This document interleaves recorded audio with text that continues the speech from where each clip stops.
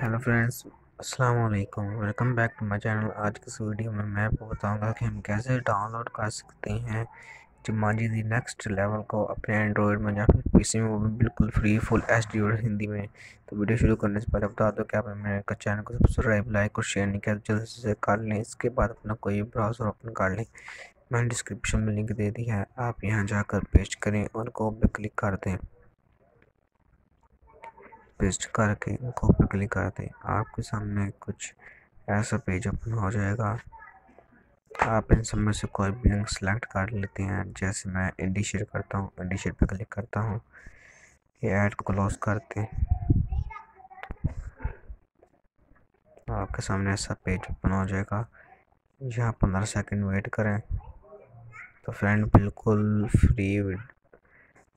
Free movie है, हिंदी में है, कोई फेक वीडियो नहीं। इसके बाद क्रिएट डाउनलोड लिंक पे क्लिक करें, सामने कुछ ऐसा पेज ओपन हो जाएगा।